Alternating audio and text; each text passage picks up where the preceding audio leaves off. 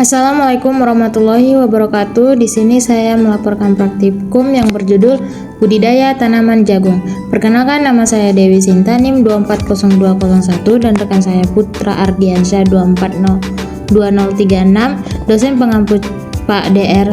Cecep Ijang Wahyudin SPMSI dan Bu Cecilia Silalahi SPMSC, Program Studi Agroteknologi di Institut Teknologi Perkebunan Pelalawan Indonesia. Latar belakang: jagung atau nama lain Zymes L merupakan salah satu tanaman pangan utama di Indonesia yang memiliki nilai ekonomi tinggi. Selain sebagai sumber karbohidrat, jagung juga dimanfaatkan sebagai bahan baku pangan ternak dan berbagai industri pangan. Permintaan jagung yang terus meningkat menyebabkan budidaya jagung perlu dilakukan dengan teknik yang tepat agar produktivitas dan kualitas hasil panen meningkat. Oleh karena itu, budidaya tanam jagung menjadi salah satu upaya penting untuk memenuhi kebutuhan pangan, pakan, dan meningkatkan pendapatan petani. Tujuan praktikum: 1. Mengetahui teknik budidaya tanaman jagung yang benar. 2. Meningkatkan pertumbuhan dan hasil produksi jagung. 3. Menerapkan pemeliharaan tanaman agar menghasilkan panen yang optimal. Alat dan bahan yang digunakan dalam praktikum. Yang alat itu adalah cangkul, gembor, patokan, pisau, ember, dan meteran. Sedangkan bahan: benih jagung, lahan, pupuk dolomit, NPK, pupuk kandang. Yang seterusnya air, mol, tali plastik, mulsa organik, pestisida, bawang putih. Pertama yaitu pembersihan lahan. Pembersihan lahan dilakukan untuk menghilangkan gulma, sisa tanaman, dan sampah yang dapat mengganggu pertumbuhan jagung. Lahan yang bersih memudahkan proses pengolahan tanah dan penanaman. Yang kedua, pembuatan bedengan. Pembuat bedengan dilakukan setelah lahan dibersihkan sebagai tempat tumbuh tanaman jagung.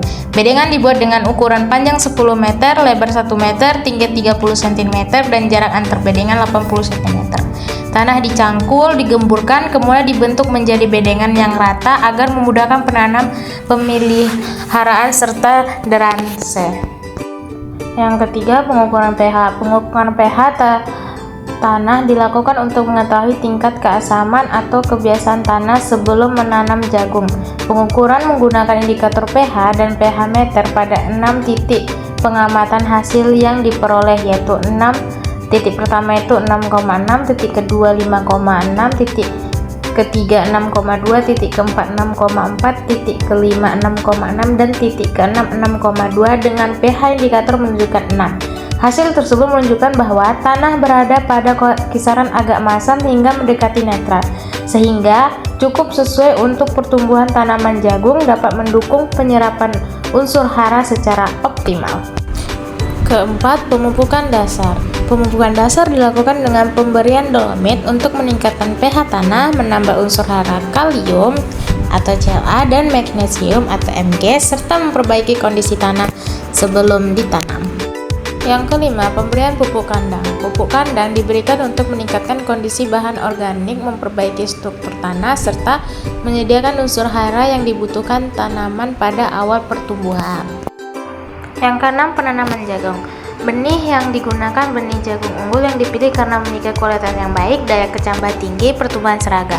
Benih jagung ditanam dengan pola zigzag menggunakan jarak tanaman 30 cm x 15 cm. Pengaturan jarak tanam bertujuan untuk memberikan ruang tumbuh yang cukup sehingga tanaman dapat berkembang dengan baik. Selanjutnya, setelah ditanam, penyiraman dilakukan secara rutin, terutama pada pagi atau sore hari, untuk menjaga kelembaban tanah dan memenuhi kebutuhan air tanaman jagung. Penyiraman yang cukup membantu proses perkecambahan benih, pertumbuhan akar, serta mendukung pertumbuhan tanaman agar tetap sehat dan berkembang secara optimal. Yang ketujuh, pemasangan mulsa organik. Pemasangan mulsa organik dipasang di permukaan bedengan untuk menjaga kelembaban tanah, mengurangi pertumbuhan gulma, dan membantu mempertahankan suhu tanah. Yang ke-8, pembersihan bedengan dari gulma, penyisipan, dan pengukuran parameter.